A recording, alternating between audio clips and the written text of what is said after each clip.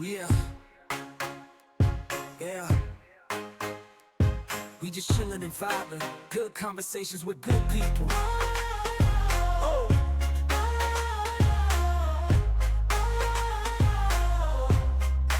good conversations with good people. Yeah, yeah.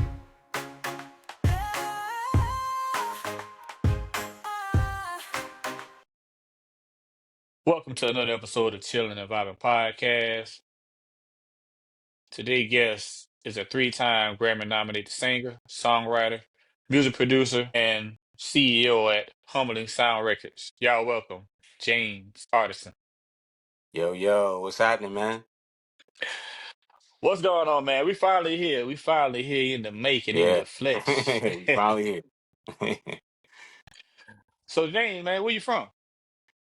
I'm from Queens, New York, from up top. New York. That's what's up, man. Born and raised? Uh, Definitely born. I wouldn't say raised because I've been traveling my whole life, different places, from a young age. So I wouldn't necessarily say raised in New York, but definitely influenced for sure. That's what's up. So, who influenced you to get into music? Um, Man, growing up, like I had so many different types of inspirations musically, from different styles and genres because it was always in the house, it was always around my, surroundings and just being able to meet different people, at a young age. So, from people like a Tribe Called Quest to Houdini to Jay Dilla, Q-Tip, Pharrell, Timbaland. I mean, so many different styles of people that I admired and looked up to that kind of inspired me to want to do music. Well, when did you first realize you had a voice worth sharing? Mm, Voice worth sharing. Well, I knew that I wanted to do music probably around age 10 or 11 because I had the opportunity to meet one of my idols, which was Michael Jackson. And by me Wow. just having that encounter and being able to just see him in person and quickly speak to him, that was a indication to me. I'm like, hey, if I could do that, I'm doing something right because not many people had that luxury of actually getting to meet him.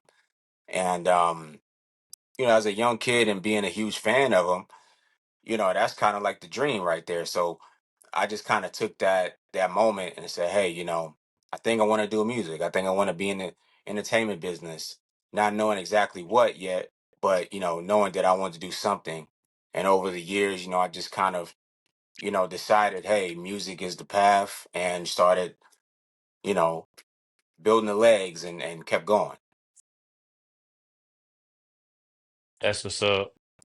So, growing up, did you have any musical training or did it all just come naturally? No, I didn't have any training at all. Everything was really trial and error and just kind of learning on my own and figuring things out. Along the way, I've had mentors and people, teach me things and show me things, but, a lot of it was just me kind of, bumping my head and, learning what to do, what not to do, and, just learning the craft as you go. So, what is your songwriting process like, man? I'm pretty simple. Most of the time, it depends on the mood and the vibe, but a lot of times, when I'm writing, I'm always starting with melodies because I believe that a melody in a song is pretty much it's what people remember, right? So once I kind of have a melody, that's when I start putting the pieces together as okay, this is what the words need to sound like at this part and that part. This melody change, that chord change, and then the production kind of forms after that. That's kind of like the last piece. Hmm. So, how do you describe your sound in 3 words? Describe my sound in 3 words. Um, I would say worldly, I would say progressive, and I would say um innovative. That's what's up. Speaking of your sound, man, I see you got a song called Call on Me featuring Sauna. Hey, that's one of my Yeah, faves, yeah. man. Thank you, man. I appreciate that. Shout out to Sona, man. Super talented young lady. Met her years ago. Actually, that was the first female duet that I ever did with a female artist before. That song was on my first EP called Blue Leisure, and that came out in 2019. So that was like my experimental phase, like as an artist. That was the first time I ever dropped a full project. First time I ever really released solo music like that to the public. Um, and a lot of people were really, really surprised that the music sounded the way it sounded because when you're coming from a world of songwriting and producing for the biggest names, people just kind of put you in that box, and it's kind of hard to step out of that and transition into another lane. But for me, it was kind of the opposite. A lot of people embraced it. A lot of people were not only surprised, but they were really proud of me going that route because of the music that I was making, and Call on Me was one of the songs that people really enjoyed. Yeah, dope vibe, man. You also got an EP with Big Gip, man. How did y'all link up? Yeah, yeah, shout out to Gip, man, Goody Mob, Dungeon Family, all of that. Man, I met Gip a couple years ago, man. Actually we really formally met at my studio. At the time I was working with Corrupt, and Corrupt was living in Atlanta, and my studio was the studio he would frequently record at. And at that time, me and him were working on this song called "Top of the World," and it was pretty much all the way done. But for some reason, Corrupt was just saying, "Hey, I think we need another person on it. Something's missing." I said, "Okay, what you got in mind?" And he's the one that kind of gave me the idea of putting Big Gip on the record. And I thought it was interesting because it was a type of song that Gip hadn't done before. So that's what kind of intrigued me. And Corrupt called him on the phone, and Gip came through about 45 minutes later, and he laid down his verse, and that was kind of the beginning of our working relationship. And we just kept working and working, and that's what kind of birthed the Gip and Worthy project. Yeah, dope project, man. Dope project. Thank you, man. But I gotta ask, man, how does it feel being nominated for a Grammy? I want to say congratulations first, man, but how does it Thank feel, you. man? I mean, it's a dope feeling. It's a gratification because you're being accepted and viewed by your peers in the industry and from the recording academy, and it's always a great feeling when you're being recognized for your art and your talents and your contributions. So it was pretty much nothing short of that, and also a blessing because we work hard, and this is what we do it for. So it was just something that I could just continue to put on the resume and the discography, but also keep striving for more and more. So you being an artist, I gotta ask this though. Who are your top three artists of all time? Top three artists of all time. Ooh, well, definitely Tribe Called Quest for sure. That they're at the top. Michael Jackson, number two, and hmm, that's a good one. I can't even narrow them down to just three because there's so many of them. But I'll probably give you top five. Tribe, Michael Jackson, Houdini. Um, I would say, um, hmm, I put Nas in there, and I put Kanye West. Yeah, Kanye. Dope artist too. Like, man, you done met so many legends, man. How was it linking up with Whitney Houston? Yeah, man. Whitney, God bless her. First off, uh, super, super amazing personality. Number one, like she was just like full of life and bubbly, and she was like the auntie. And Mhm. she was just super super loving and nice to me. I've had a few sessions with her, and she's just really really cool. And I've gotten at the time I got real close with her and the Houstons and the Browns. Most people know that Bobby Brown Jr. God rest his soul, he passed away a couple years ago, but he was one of my best friends growing up. So that's what afforded me to meet Whitney and a lot of the other family members. And she was just super super cool, man. Nothing negative to say about her. That's what's up. You also just got nominated for Influencer of the Year, man. You you doing your Oh thing, yeah, man. shout out to the Rice Awards. Yeah, man. I appreciate the nomination, man. That's right now. We're just on a trajectory of just staying consistent. That's the whole thing right now. Is just staying consistent, staying working, staying busy, and staying creative. That's the whole mission right now, especially with the new rebrand that I've been doing. Of course, a lot of people have known me in the industry for a long time as James Worthy, but I've transitioned to James Artissen now, and that's just the whole point. Is we're just staying consistent with the James Artissen brand.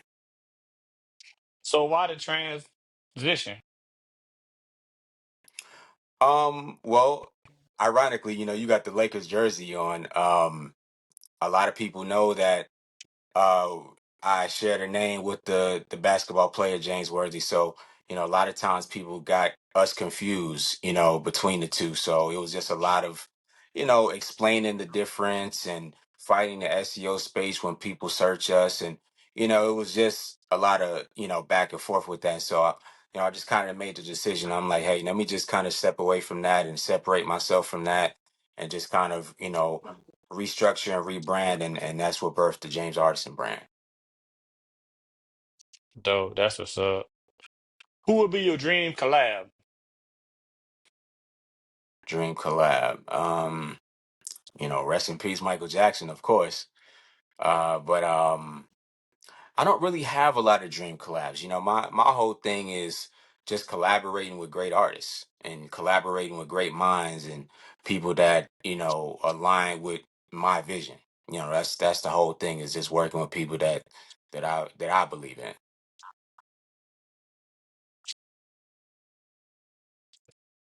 Night Drive. It got approved by Buster Bus, man. How did that make you feel, man? Oh man. Shout out to Buster, man. That's my dog right there. Night Drive, man. That's actually the first song me and Gip ever did together. It's called Night Drive. Myself, Gip, and John William flautist. He's a dope flutist in Atlanta, man. He be everywhere. He's like super super dope. And that was actually his record and his idea. And he brought me and Gip into the situation, and that was the first song that we all did together, man. And I think we made a classic with that one. We were on the road with that record for a while. We did a whole video to it. It was on TV for a whole year. You know what I'm saying? We was just rolling. Buster said, that sound like a banger to me. Yeah. Yeah, man. When I seen that, I'm like, oh, it made it to Buster? Okay, we doing something. We doing something. Yeah. Do you feel more like yourself on stage or in the studio? I mean, I feel myself whenever I'm able to be creative as much as I want to be. Whether that's in the studio, on stage, on camera, wherever it's at. I'm just happy to, do what I love to do. That's what's up. You also got another classic, man. That's classic to me. Your song Goldmine featuring Jay Holiday. How was that Hey. masterpiece created, man? Man, shout out to Jay Holiday, man. Pretty much in a nutshell, I had that song sitting for a couple of years because I just didn't really know what to do with it at the time. And me and Jay Holiday had been knowing each other for some years, and I always knew his manager, and we just kind of rolled in the same circle, so to speak. And one day I just hit him up. I said, "Look, man, we got to do a record together. Like, let's do it for R&B and for the ladies." And he was down with it. I sent him the record and he loved it. And not too long after that, he came to my studio and laid his parts down, and there you have it. It's a gold mine. Mister, I'ma put you to bed. That was Yeah. J Holiday. That's what's up, man. That's what's Yeah, up. man. Shout out to him. What's the risk you taking musically that paid off in the long run? The risk. Mm. Well, at the time, I wasn't too sure about doing house music and dance music, but once I did it, I realized that it's a genre that's never gonna die. It's a genre that's always continue to thrive and innovate. And me loving all genres, that's to me it was kind of the inevitable because I knew I was always gonna do it, but I just didn't know when. But when I decided to do it, um, it was more so the satisfaction of I was able to do it more than a risk. But in the beginning, you never really know what's gonna happen. But I'm glad I did. That's what's up. How do you stay grounded while building your name? Um, I would say just staying focused and staying out of the clear of negative energy and negative situations. Sometimes people try to bring you into, their world and their situations, and it could drain you, or they can put you in things that you don't really need to be in. And my mindset is, if I don't need to be there, I'm not going to be there. Or if I don't need to be involved in something, I'm not going to be involved. And that's kind of how I've always lived my life and lived through my career, is staying clear of what's not meant for me. And it's been working. Yeah. That's what's up. What's something fans might not know about you as an artist? Might not know about me. I would probably say, like, I'm a homebody. I'm more of an introvert than an extrovert, even though I can be an extrovert at times, when I need to be. Of course you have to, shake hands and meet people and meet fans and, people in your face and want to take pictures and blah blah blah. But by default, I'm probably more of an introverted person. I ain't gonna lie, I am too, man. I mean, I go out, but I ain't gotta go out. Yeah, I'm more of a now these days I'm more of like, I go out with a purpose, not just to go Facts. somewhere or just be somewhere. It has to be a purpose while I'm there. Like when COVID happened, man, shoot, staying home, shit, I was good. It had some people that shit, man, I gotta go out. Like they had the itch. Yeah, I it gotta was go getting cabin somewhere. fever. I'm Like, like, I'm the total opposite. I loved it. yeah, what? Hey, I mean, I used to throw something on the grill. Hey, I ain't gotta go no way. I'm partying at the house. Me and my little Yeah, bitty. yeah, absolutely. Absolutely. Has music ever been a form of therapy or healing for you? Oh yeah, for sure, for sure. Um, because a lot of my songs are um they're, how should I say, they're scenario based in the sense of things that I actually have gone through, or things that I know are true about either myself, my life, or other people that I know personally. So it's not, fictitious, or it's not something that I haven't seen or done or any of that. A lot of it is, just my therapy of, okay, this is what I'm feeling, in my head. This is what I'm going through, whatever the situation is. But it's definitely have helped me just kind of, in a small way, kind of vent. Hmm. Do you ever take breaks from social media or music to protect Oh your yeah. peace? Oh yeah. For sure, for sure. I've definitely taken social media breaks and music breaks, just to kind of reset my mind and, Sometimes you get writer's block. Sometimes you want to, kind of escape from everybody and just, be at peace with yourself for a minute. Don't post nothing, just kind of let people wonder where you at. I've definitely did those things. When you're not recording, singing, or doing anything with music, who is James Artissen? I'm just somebody that just lives life to the fullest. I don't really I don't live by expectations. I don't live by what other people think I should or shouldn't be doing. I don't really go by, the world's propaganda of what should be. I live for me and I do what I want to do in my own way. And I'm just a really simple person at the end of the day. Like I'm somebody that just, like I said before, love being at home. Somebody that love to paint and draw. I love to cook. I love to um interior design. Like so many different things that I like to do, besides music. So being the CEO of a record label, man, the responsibilities, how do you handle all of it? Being an artist and the CEO of a record label. It could be tough sometimes because you're dealing with multiple people, you're dealing with different personalities, you're dealing with people in different parts of the world.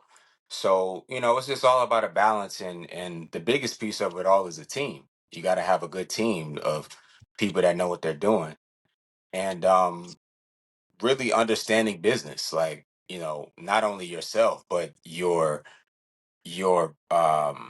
counterparts, especially the artist. Like the artist has to understand business. They have to understand how things work and how things are ran, and understand what you can and cannot do, and this is what the back end looks like, and all those different details. Everybody has to be on the same page.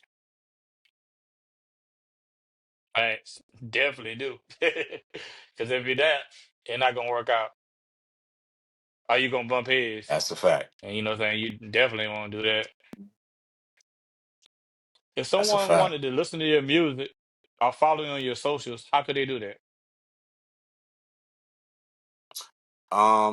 I'm available on all streaming platforms. Just research James Artisan.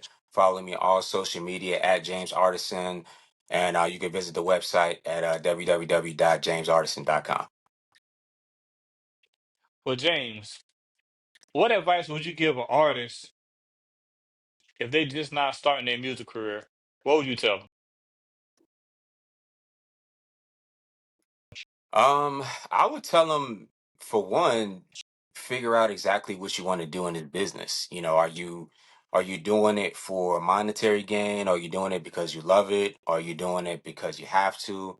Like, I think those things should be the focal point before you get any deeper into it.